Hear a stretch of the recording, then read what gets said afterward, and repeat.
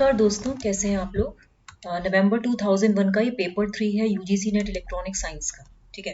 Question है, in SONET standards the following are the data rates and payloads. ये आपको याद होना चाहिए। सोनेट की फुल फॉर्म क्या होती है? Synchronous optical network. It is a standard for digital optical transmission. This is a standard for digital optical transmission. Okay, now it was introduced to satisfy the requirements of ever increasing data rate. जो ये data rate होता है जिसको हम digital communication में RB से denote करते हैं, it was introduced to satisfy the requirements of data rate for diverse applications by utilizing enormous bandwidth of optical fiber. जो ऑप्टिकल फाइबर की बैंडविड्थ होती है, इसे यूटिलाइज करके डेटा रेट को बढ़ाया जा सकता है। तो SONET defines optical carrier levels and electrically equivalent to the synchronous transport signals for the fiber optic based transmission hierarchy. इसमें जो हम टर्मिनोलॉजीज यूज करते हैं वो होता है सिंक्रोनस ट्रांसपोर्ट सिग्नल लेवल। जैसे इसने बोला है कि डेटा रेट 51.84 Mbps होता है, optical carrier 1 payload, optical carrier 1 data rate, ये सब आपको चेक करना है। Which of the above is correct for optical carrier 1। देखिए, ऑप्टिकल कैरियर 1 जो है, this is a SONET line. ये एक सिंक्रोनस ऑप्टिकल नेटवर्क लाइन है। It is a SONET line. इसका जो डेटा रेट है, दैट मीन्स इसकी जो ट्रांसमिशन स्पीड है, the speed at which the data is transmitted, वो 51.84 Mbps है। फर्स्ट केस है। दूसरा क्या है? पेलोड क्या है इसमें? जो पेलोड है, पेलोड पेलोड जो है आपका 50.122 Mbps है।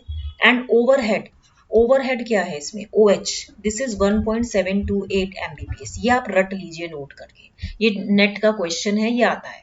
तो इसमें देखिए, इसमें जो टर्मिनोलॉजीज हैं, एक तो सिंक्रोनस ट्रांसपोर्ट सिग्नल लेवल है जिसको हम बोलते हैं STSN, दूसरा सिंक्रोनस ट्रांसपोर्ट मॉड्यूल है STM, एंड तीसरा है ऑप्टिकल कैरियर लेवल। तो इसका जो राइट आंसर है वो है आपका, एक तो ए ऑप्शन सही है कि डेटा रेट 51.84 Mbps होता है, और दूसरा जो पेलोड है इसका वो है 50.112 Mbps। ठीक है, चलिए नेक्स्ट क्वेश्चन है, consider the following formulae with all the symbols. ये तो आपको पता ही होगा, PT equal to PC of 1 plus m square by 2। ठीक है, तो एक तो 1 प्लस m स्क्वायर बाई 2, तो इसका एक तो ये सी ऑप्शन सही होना चाहिए, सी ऑप्शन होगा। एंड दूसरा IT is equal to IC under root 1 plus m square by 2। तो हाँ, यहाँ पे ये वाला B and C option should be the right option. तो ये वाला ऑप्शन, ठीक है, ठीक है, क्योंकि ये एंटीना करंट है मॉड्यूलेटेड एंड अनमॉड्यूलेटेड सिग्नल की। IT is equal to IC under root 1 plus m square by 2। IT क्या है? IT is the RMS value of the current. Okay, RMS value of the antenna current after modulation होती है, ये होती है after modulation. And IC क्या होती है? This is the RMS current, RMS value of antenna current before modulation. R क्या होता है आपका? Antenna resistance. ठीक है, ठीक है, तो ये था आपका, तो इसका ये आंसर है B and C। Next question है, a channel is said to be ideal if within the bandwidth occupied by the transmitted signal, the amplitude response is constant and phase response is a linear function of frequency। ये statement बिल्कुल सही है, ठीक है, क्योंकि frequency response इसने बोला है कि phase response linear function of frequency होता है और एम्पलीट्यूड रिस्पॉन्स कांस्टेंट होता है। ठीक है, एम्पलीट्यूड रिस्पॉन्स क्या होता है कि that is flat over a band of frequencies. It gives rise to no amplitude distortion, no amplitude distortion. अगर एम्पलीट्यूड रिस्पॉन्स कांस्टेंट है, इसका मतलब there is no amplitude distortion from selection, okay, over this phase of frequencies. Phase function क्या होता है? Phase is a function of frequency and it is a linear function of frequency means no delay distortion। इसमें no delay distortion है, कोई भी delay नहीं हुआ है। no delay distortion through different relative phase shifts imparted to different frequency components। ठीक है, फिर चैनल सेकेंड पार्ट जो है आपका, कि क्या पूछा है इसने? A channel is said to be ideal if within the bandwidth occupied by transmitted signal both amplitude and phase response are. ये गलत है, दोनों ही लीनियर फंक्शन ऑफ फ्रीक्वेंसी नहीं हो सकते। ठीक है, ठीक है, it is possible to compensate for the non-ideal frequency response characteristics of the channel by the use of filter at the demodulator। अगर नॉन आइडियल फ्रीक्वेंसी रिस्पॉन्स है, फ्रीक्वेंसी रिस्पॉन्स क्या होता है? It is also called at the frequency domain transfer function, which is the ratio of output to input. Output to input का ये ratio होता है, right. Frequency response includes both amplitude and phase response. इसमें दोनों होता है, amplitude response भी होता है एंड फेज रिस्पॉन्स भी होता है.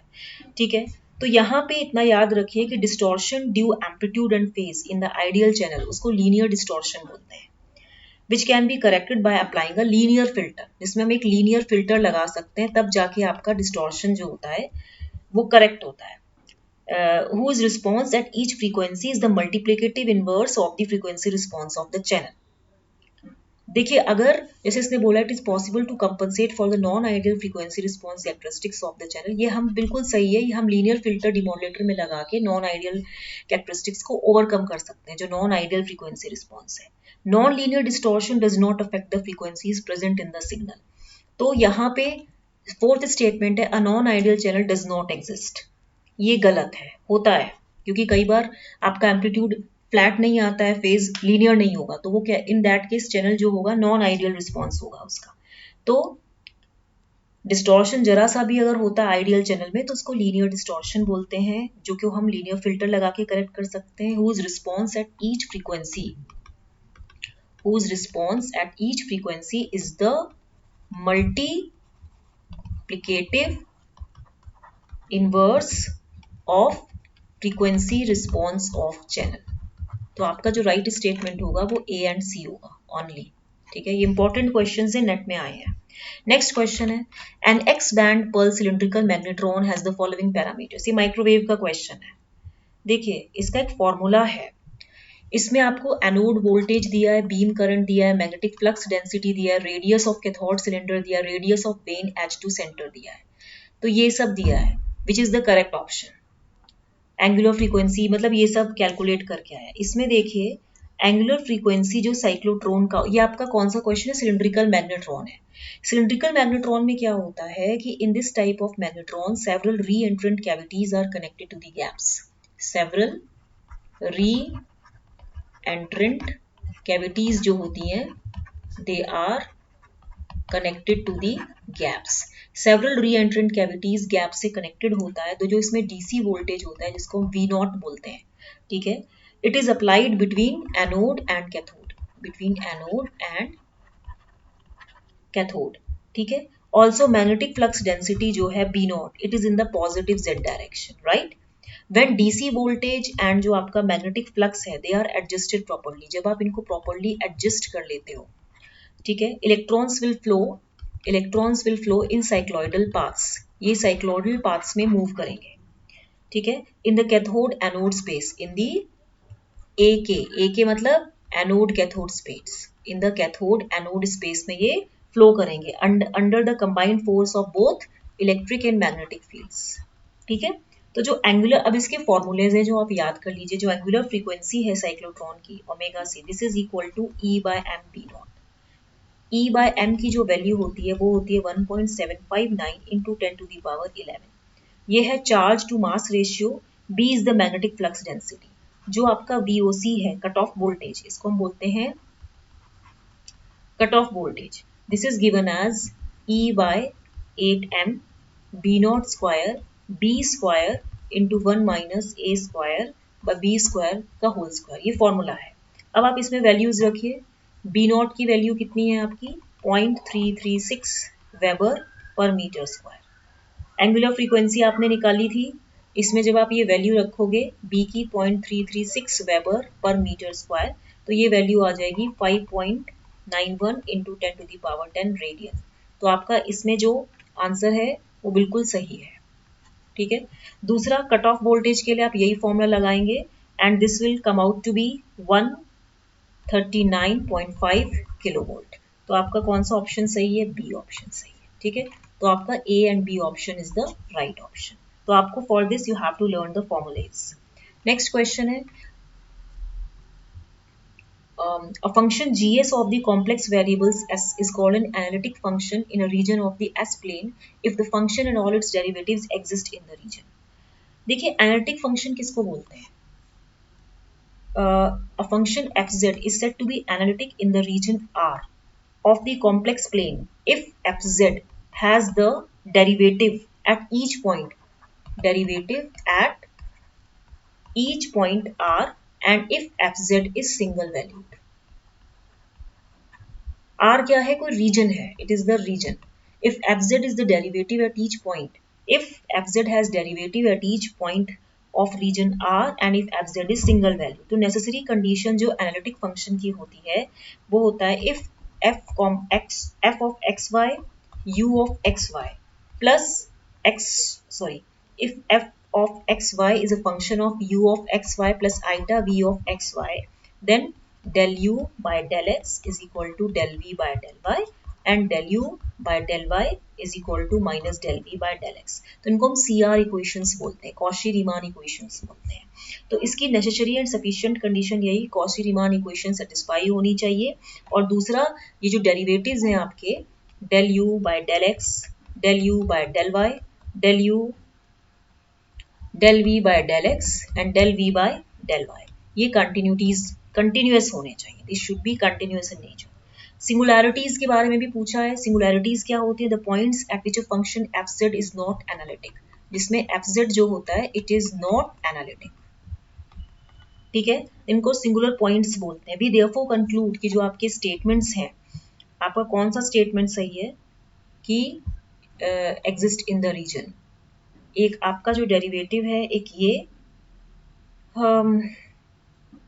C कौन सा है? The singularities of a function are the points in the S-plane at which the function and its derivatives do not exist.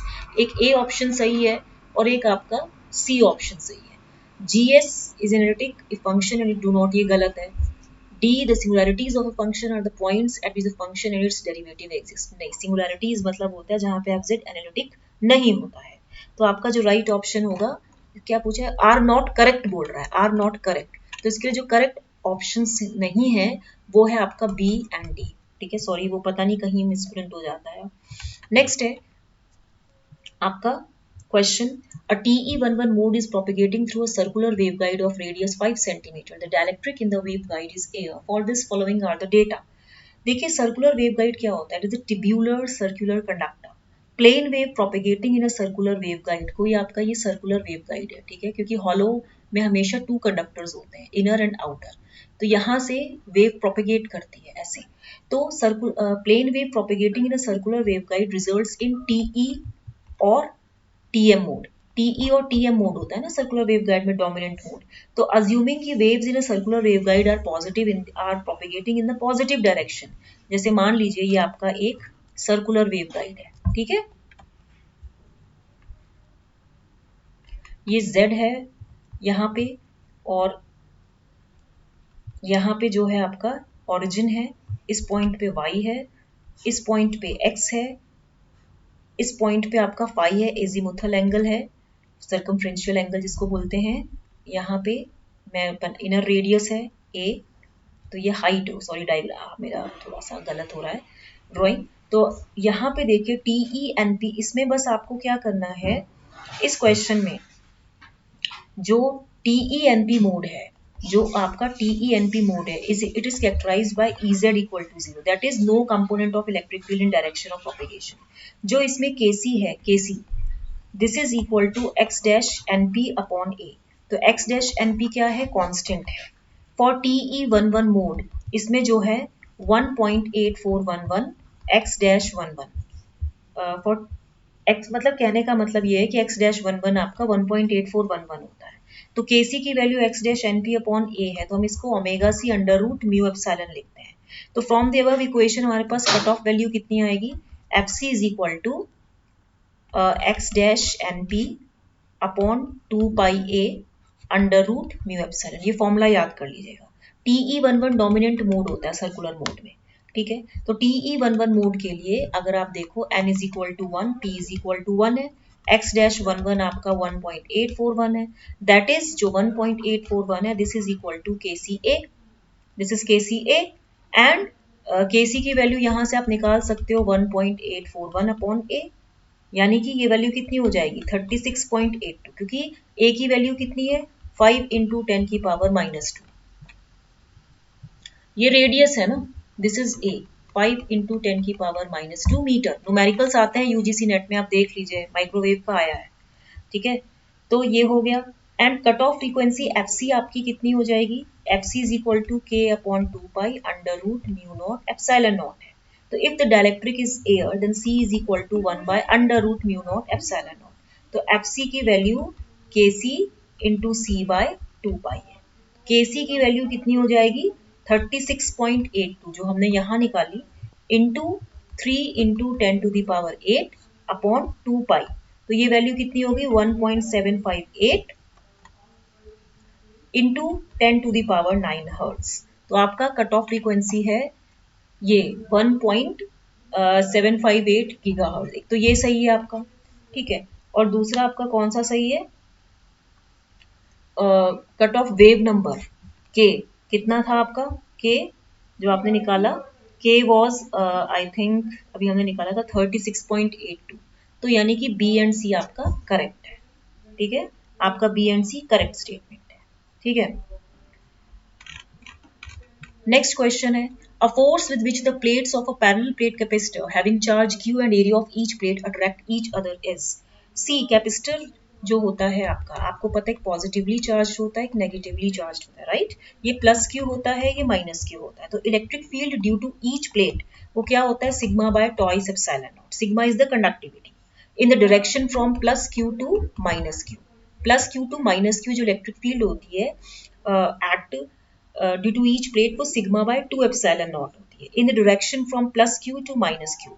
तो ये क्या है आपका कंडक्टिविटी, चार्ज डेंसिटी। जैसे इसको हम चार्ज डेंसिटी तो ये होता है ना सरफेस चार्ज डेंसिटी, या ये जो होता है आपका सरफेस चार्ज डेंसिटी, ये चार्ज पर यूनिट एरिया होता है। तो यहाँ पे force on the plates, force on plates due to another plate, इस फर्स्ट प्लेट की पर जो फोर्स लगेगी सेकंड प्लेट की वजह से वो क्या हो जाएगी, integral sigma by twice epsilon not D Q. तो डी क्यू क्या है, स्मॉल एलिमेंटल चार्ज है given by Q is equal to sigma dot D A. Actually यहाँ पे rho is equal to Q by A होता है, यहाँ पे इसने रो को सिग्मा लिखा है। Charge density, charge per unit area ही होता है रो और सिग्मा, तभी इसने Q की वैल्यू सिग्मा डॉट ए और रो डॉट ए है।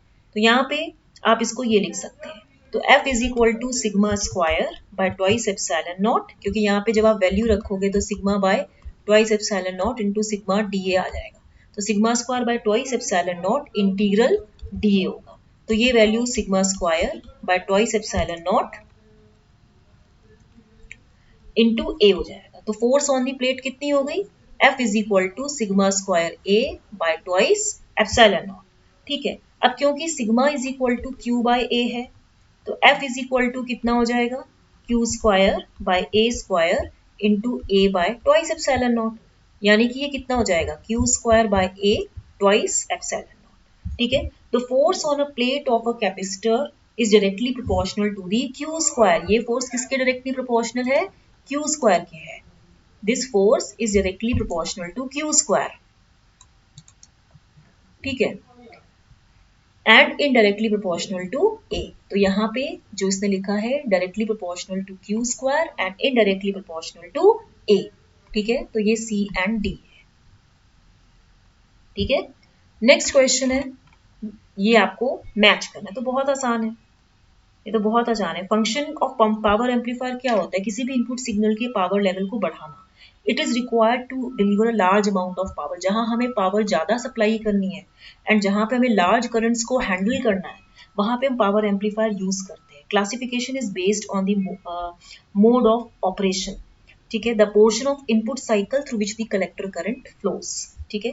अब जैसे class A amplifier, class A amplifier में during the full cycle of signal collector current flow करती है, ठीक है। अब इसमें आप देखिए, जैसे इसने क्वेश्चन दिया है, maximum efficiency of class B amplifier 78.5% होती है, maximum efficiency of class A amplifier 50% है, मैक्सिमम क्लास सी की 90% होती है, तो 100% इसने लिखा है। एंड हाफ वेव रेक्टिफायर का rectification efficiency when RD is less than 40.6% होती है। तो इसमें आप देखिए, जो आपकी एफिशिएंसी है, this is equal to what, this is equal to average AC power output upon average average DC power input to transistor, ठीक है। तो यहाँ पे कोई डेरिवेशन नहीं करवाएंगे, यहाँ पे आपको बस ये याद रखना है, जैसे हमें क्लास ए का निकालना है तो एफिशिएंसी कितना होगा, V M I M by two A C output power by V C C I C, ठीक है। इसको आप पूरा सॉल्व करेंगे तो यहाँ पे आप देखिए वी एम होता है आपका कितना, यहाँ सीरीज फेड है, I C is equal to I M होता है, ठीक है। तो यहाँ पे इसको जब आप पूरा सॉल्व करेंगे तो एफिशिएंसी 25% होगी। इसको हम नेक्स्ट उसमें बताएंगे क्योंकि अभी नहीं तो वो बहुत लंदी हो जाएगा। तो ये था, ठीक है। तो इसका जो आंसर होगा क्या होगा, अगर देखा जाए तो इसका आंसर है ए का सेकंड, बी का थर्ड, सी का फर्स्ट, ए का सेकंड, बी का थर्ड, सी का फर्स्ट, डी का फोर्थ, ठीक है। नेक्स्ट क्वेश्चन ये वाला है, इसमें देखिए कैसे करेंगे। Z11 क्या होता है, V1 by I one at V2 equal to 0। एक minute, V1 is equal to Z11 I1 plus Z12 I2, V2 is equal to Z21 I1 plus Z22 I2, I1 is equal to H11 V1 plus H12 V2, I2 is equal to H21, यही equation होती है ना, I2 is equal to what, I2 is equal to, एक minute, V1 is equal to, I am sorry कुछ गड़बड़ हो रही है, मैं भी भूल गई, देखिए V1 is equal to H11 I1 plus H12 V2, I2 is equal to H21 I1 plus H22 V2। जब भी इस तरह का क्वेश्चन आए फर्स्ट ऑफ ऑल आप इक्वेशन राइट कर दीजिए। अब इसमें आप देखिए कि क्या होगा, इसमें यहाँ पे Z11 इज इक्वल टू क्या होगा, यहाँ से V1 by I one I two equal to 0, तो इसका थर्ड ऑप्शन होगा। H11 is equal to V1 by I one at V2 0, तो ये इसका सेकेंड ऑप्शन होना चाहिए, है ना, इसका सेकेंड ऑप्शन होगा। H22 is equal to I two by V two at I one equal to 0, तो फोर्थ ऑप्शन होगा। एंड डी का फर्स्ट होगा Z22 it is equal to V2 by I two at I one equal to 0, तो आपका last option ये है, A का third, B का सेकंड, सी का फोर्थ, डी का फर्स्ट, ठीक है। अब ये क्वेश्चन है, ये क्वेश्चन आपका होमवर्क है, इसे करके लाइएगा, ठीक है। टिल देन इसको लाइक शेयर सब्सक्राइब करना मत भूलिएगा। Thank you very much. Okay okay,